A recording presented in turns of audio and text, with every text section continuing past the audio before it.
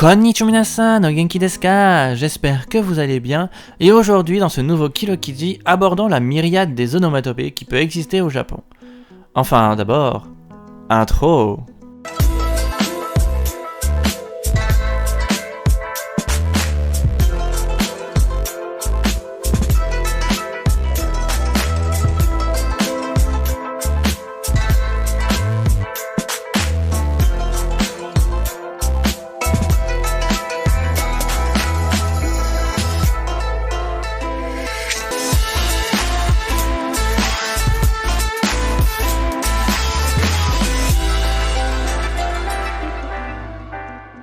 Pots pots ou ploc ploc. Des gouttes commencent à tomber. Une petite pluie fine s'installe, chito chito. Et aussitôt, les passants ouvrent leur parapluie. Ils pressent ensuite le pas quand il se met franchement à pleuvoir, pala pala ou flip flip. Avant de se précipiter pour trouver un abri, dès que l'averse tourne au déluge, za za. Les onomatopées japonaises se présentent sous la forme de kana. De ce fait, ceux qui apprennent le japonais, qu'ils soient originaires de l'archipel ou du reste du monde, ne leur accordent en général pas autant d'attention qu'au kanji. Enfin, en tout cas, au vocabulaire. Au Japon, les enfants sont tenus de mémoriser un certain nombre d'idéogrammes chaque année tout au long de leur scolarité. Mais si les onomatopées décrivant des sons ou des états jouissent d'un grand prestige, c'est simplement parce que les habitants de l'archipel apprennent beaucoup d'entre elles dès leur plus jeune âge. Mais cela ne veut pas dire pour autant qu'il s'agit d'un vocabulaire enfantin. Au Japon, les gyongo, comme on appelle les onomatopées, remplacent des expressions sonores qui seraient trop compliquées à expliquer par des mots.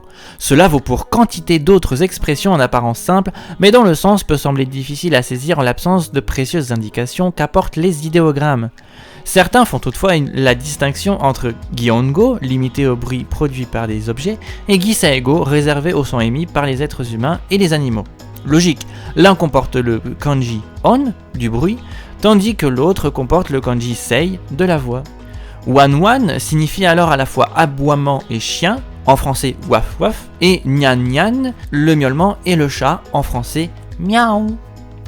Mais comment fonctionne-t-il ? Les gyongo qui contiennent les voyelles i et e font en général référence à des sons appartenant au registre du faible ou de l'aigu. En revanche, les onomatopées où figurent les lettres o, u et a correspondent normalement à des sons plus forts et plus graves. Shito shito désigne ainsi une pluie fine et za za une grosse averse. De même, shiku shiku signifie pleurer à bas bruit, en silence quoi, alors que wa wa veut dire sangloter, pleurer à chaudes larmes. On observe des constantes du même ordre en ce qui concerne les consonnes.